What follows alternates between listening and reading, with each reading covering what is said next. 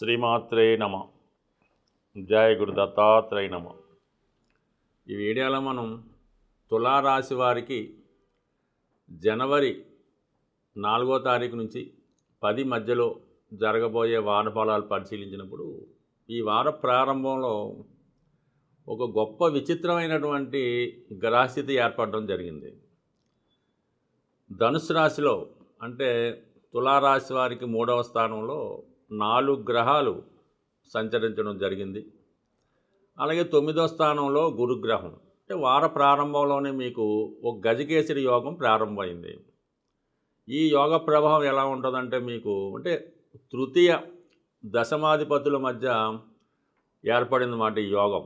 దీనివల్ల మీరు వ్యాపార రీత్యా వృత్తిరీత్యా ఏదైనా ఒక దూర ప్రాంతం కానీ ఒక విదేశం కానీ వెళ్ళడం జరుగుతూ ఉంటుంది.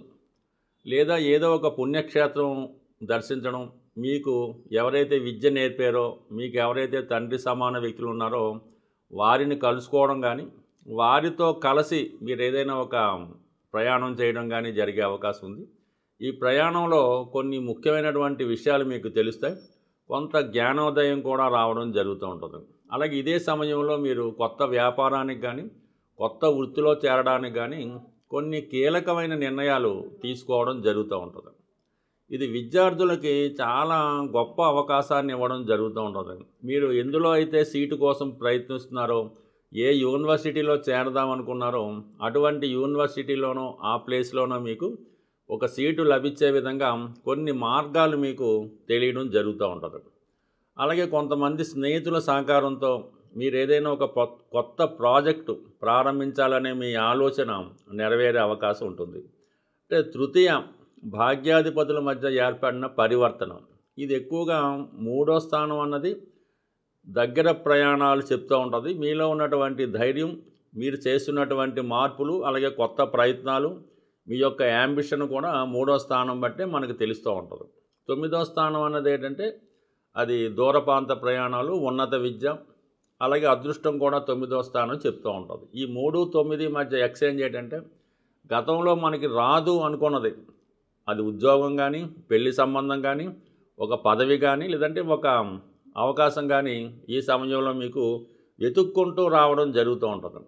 గతంలో మిమ్మల్ని వద్దనుకున్న వాళ్ళే మళ్ళీ మీరే కావాలని మీ దగ్గరికి చేరడం జరుగుతూ ఉంటుంది. మీతో కలిసి వాళ్ళు ప్రయాణం చేయడానికి, కొత్తగా వ్యాపారం చేయడానికి కొన్ని నిర్ణయాలు తీసుకోవడం జరుగుతూ ఉంటుంది.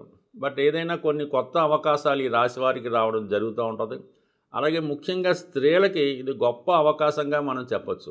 వారికి గతంలో ఉన్నటువంటి వివాహ సంబంధాలకు సంబంధించిన విషయాల్లో కానీ, భార్యాభర్తల మధ్య ఉన్నటువంటి సంబంధాల విషయంలో కానీ ఏదైనా ఒక కొత్త అనుభూతి, ఒక కొత్త విషయాన్ని ఈ స్త్రీలకు రావడం జరుగుతూ ఉంటుంది. మీ జీవితంలో ఎదురవుతున్నటువంటి చిక్కు సమస్యలకి సరైనటువంటి పరిష్కారం ఈ వారంలో మీకు రావడం జరుగుతూ ఉంటుంది. చాలా కాలంగా మీరు విదేశ ప్రయత్నానికో, విదేశం వెళ్దామనే మీ ఆలోచన, దూరంగా ఉన్నటువంటి మీ సంతానాన్నో, బంధువుల్లో, స్నేహితుల్లో, భర్తగారినో, భార్యగారినో కలుసుకోవాలనే మీ ప్రయత్నం ఈ వారంలో తప్పకుండా నెరవేరే అవకాశం ఉన్నది.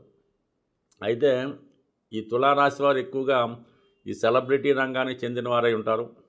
అలాగే సినిమా రంగం, టీవీ, మీడియా, ఎలక్ట్రానిక్ రంగంలో ఉన్న వాళ్ళకి, సాఫ్ట్వేర్ ఉద్యోగంలో ఉన్న వాళ్ళకి చాలా వరకు కొత్త అవకాశాలు రావడం జరుగుతూ ఉంటుంది. మీరు గతంలో ఏదైతే ఉద్యోగం కొరకు ప్రయత్నం చేస్తున్నారో అవన్నీ కాకుండా అనూహ్యంగా ఒక కొత్త ఉద్యోగం లాంటిది ఈ సమయంలో మీకు రావడం జరుగుతూ ఉంటుంది. గతంలో ఎప్పుడో మీరు ఇంటర్వ్యూ ఇచ్చి ప్రయత్నం చేసి వదిలి ఉన్నదాన్ని ఇప్పుడు వెతుక్కుంటూ మీ దగ్గరికి రావడం జరుగుతూ ఉంటుంది. సో అందువల్ల ఏంటంటే ఎవరైతే నిరుద్యోగులు ఉన్నారో అది విదేశంలో కానీ, ఇతర దేశంలో కానీ, ఇతర రాష్ట్రంలో ఎక్కడున్నా సరే కొంతకాలం పాటు మీరు ఎదురు చూడటం వల్ల అతి తొందరలోనే మీ యొక్క నిరుద్యోగ సమస్యకి ఏదో ఒక ఉద్యోగం అన్నది రావడం జరుగుతూ ఉంటుంది. అయితే ఎవరైతే బాగా పెద్ద అవకాశాలని, పెద్ద ఉద్యోగాల కొరకు ఎదురు చూస్తున్నారో అది రావడం అన్నది కష్టమవుతుంటుంది. చిన్న స్థాయి ఉద్యోగాలు, ఒక సాధారణ స్థాయి ఉద్యోగాలు, సబార్డినేట్ ఉద్యోగాలు లాంటివి ఈ సమయంలో రావడం జరుగుతూ ఉంటుంది. అంటే శని 6వ స్థాన సంచారం జరుగుతున్నప్పుడు ఏ ఒక్క తులారాశి వారు కూడా జీవితంలో ఖాళీగా ఉండడానికి అయితే అవకాశం లేదు. వాళ్ళు చదువుతూనే ఉండాలి, ట్రైనింగ్ అన్నా అవుతుండాలి, ఉద్యోగం అన్నా చేసుకుంటూ ఉండాలి. అయితే ఉద్యోగం కూడా నేర్చుకున్నట్టే ఉంటుంది, ఒక సర్వీస్ చేసినట్టే ఉంటుంది తప్ప ఒక అథారిటీతో కూడుకున్నటువంటి మంచి హోదా కలిగినటువంటివి అయితే రావు. సాధారణ ఉద్యోగం కంపల్సరీగా రావడం జరుగుతూ ఉంటుంది కాబట్టి కొంతవరకు వచ్చిన ఉద్యోగంలో చేరడం అన్నది మంచిది. అయితే 5వ స్థానంలో ఉన్నటువంటి రాహు ఇది స్పెక్యులేషన్లోనూ 5వ లాటరీ పద్ధతిలోనూ అయితే ఈ సమయంలో మీకు పెద్దగా అవకాశాలు అయితే ఉండవు. ఏదైనా స్వయం కృషితో మీకున్న అవకాశాన్ని బట్టి మీ ఉద్యోగ ప్రయత్నం అనేది నెరవేరుతుంది. బట్ ఏదైనా ఈ సమయంలో ఈ రాశివారు వచ్చిన అవకాశం పోకుండా జీవితంలో స్థిరపడాలంటే కంపల్సరీగా శని భగవానుని ఆరాధించవలసి ఉంటుంది. ఏదో ఒక శనివారం రోజు మీ సమీపంలో ఉన్నటువంటి శివాలయంలో ఉన్నటువంటి నవగ్రహాల చుట్టూ ప్రదక్షిణ చేసి అందులో ఉన్నటువంటి శని భగవానుడికి విధి విధానంగా అక్కడ సాంప్రదాయ ప్రకారం తైలాభిషేకం కానీ నల్ల నువ్వులతో అభిషేకం కానీ పరిపూర్ణంగా సంతృప్తికరంగా చేసి ఆ రోజు ఉపవాసం ఉండి ఆయిల్తో చేసిన పదార్థాలు ఏమీ తినకుండా ఆ ఒక్కరోజు భూసైనం అంటే భూమి మీద మామూలుగా సింపుల్గా మీ యొక్క లివింగ్ ఉండవలసి ఉంటుంది. ఆ ఒక్కరోజు నియమంగా ఉండడం వల్ల ఎటువంటి సుఖాలకి ఎటువంటి వైభవాలకి లేకుండా ఉండడం వల్ల కంపల్సరిగా ఈ తులారాశి వారికి నిరుద్యోగి అన్నవాడు లేకుండా సంపూర్ణంగా ప్రతి ఒక్కరికి ఉద్యోగం వచ్చే అవకాశం ఉంటుంది. జీవితంలో కొన్ని మార్పులు కూడా ఈ సమయంలో రావడం నడుస్తూ ఉంటుంది. బట్ ఏదైనా మీరు కంపల్సరిగా ఈ వారం ఈ రెమెడీ చేసుకోవడం వల్ల మీ జీవితంలో ఒక కొత్త మార్పు అన్నది ఈ సంవత్సర ప్రారంభంలో రాబోతుంది.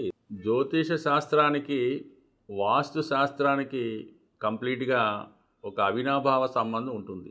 మన దశను బట్టి మనకి జరుగుతున్నటువంటి పీరియడ్ని బట్టే మనం నివసించే గృహం కూడా ఉండడం జరుగుతూ ఉంటుంది.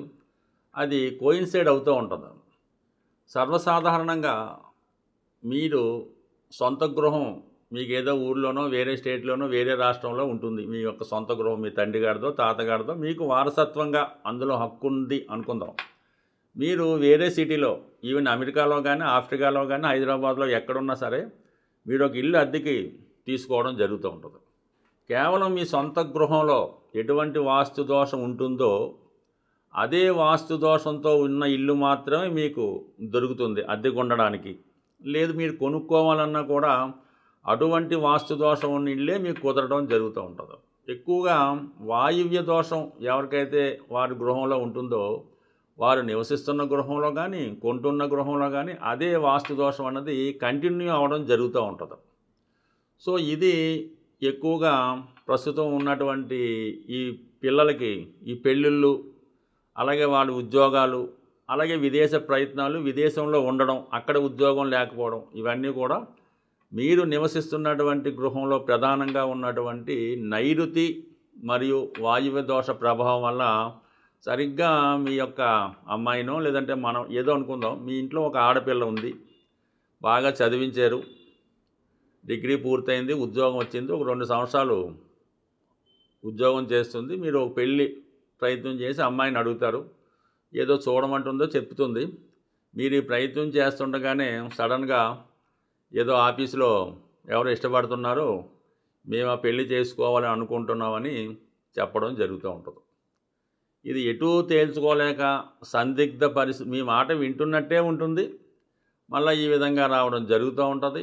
పక్క నుంచి వాళ్ళ ప్రయత్నాలు వాళ్ళలో ఉంటారు, మీ ప్రయత్నాలు మీలో ఉంటారు. ఏ సమస్య కూడా తేలడం అయితే ఉండదు. దానివల్ల ఇల్లంతా కూడా సమస్యగా మారి మిగతా వాళ్ళ మీద కూడా దాని ప్రభావం చూపడం జరుగుతూ ఉంది. సో ఏదైనా మరి ఈ నైరుతి ప్రభావం వల్ల యజమాని అవ్వచ్చు, ఈ వాయువు ప్రభావం వల్ల ఈ అమ్మాయి కావచ్చు అబ్బాయి కావచ్చు, ఎక్కువగా ఇప్పుడు జరుగుతున్నటువంటి పద్ధతి ప్రకారం కంప్లీట్గా ఇటువంటి ప్రభావం వచ్చింది అంటే మీ పిల్లలు ఎవరో ఒకరు ఈ విధంగా చెప్పినప్పుడు అది మీకు సమ్మతమా, అది ఓకే అసలు సంగతి. లేని పక్షంలో సాధారణంగా వాళ్ళకి రాహు కేతువు ఇలాంటి దశ అంతర్దశలు నడుస్తూ ఉంటాయి. ఆ దశ పక్కన పెట్టి ప్రస్తుతం మీరు నివసిస్తున్నటువంటి గృహం మీద దృష్టి పెట్టి ఈ 2 సమస్యల్ని కంప్లీట్గా ఉంటాయి. ఇంకా లవ్ అఫేర్ మీ కుటుంబంలో ప్రస్తావన వచ్చింది అంటే అక్కడ వాయువు దోషం ఉన్నట్టే, ఇంక తిరిగే లేదు. ఇంకా కొద్దిగా అనెతికల్ ఉన్నది, అనాచారం ఉన్నది, ఏరియా క్యాస్ట్ ఏదో అనుకుందాం, అక్కడ నైరుతి ప్రాబ్లం ఉన్నది. ఈ 2 సరి చేసుకుంటే టెంపరీగా కొన్నాళ్ళు ఆ గృహాన్ని ఏదో విధంగా మార్చేసి వేరే గృహంలో నివాసం ఉండడం వల్ల కొద్దిగా ఒక 40-45 రోజులు కట్టడి చేస్తే ఆటోమేటిక్గా ఇలాంటి ఇలాంటి అనెతికల్ అఫైర్లు ఏమైనా ఉంటే అవి పోతే మళ్ళీ సాంప్రదాయంగా వివాహం జరిగే అవకాశం ఉంది. సో ఎన్నో సమస్యలకి ఈ వాస్తు కూడా ఒక దోషంగా ఇబ్బంది పెడుతుంది. ఎందుకంటే మనం ఇంట్లోనే ఆలోచిస్తాం, ఆ ఇంట్లో నిర్ణయం తీసుకుంటాం, ఆ ఇంట్లోనే అన్ని ప్రయత్నాలు చేస్తున్నాం కాబట్టి గృహం ఇంపార్టెంటు. మరొక ముఖ్య విషయం ఏంటంటే మీ గృహంలో పనికిరాని వస్తువులు ఒక సంవత్సరం అయినా కూడా దాని ఉపయోగం మనకు ఉండదు. అది కంప్లీట్గా ఇటువంటి డ్యామేజ్లో ఉన్న వస్తువులు, ఇరిగిపోయిన వస్తువులు, పనికిరాని వస్తువులు, వాడని వస్తువులు ఇమీడియట్గా రిమూవ్ చేయడం వల్ల కూడా ఇటువంటి ప్రేమ వ్యవహారాలు, నిరుద్యోగ సమస్యల నుంచి బయటపడడం జరుగుతుంది. స్వస్తి.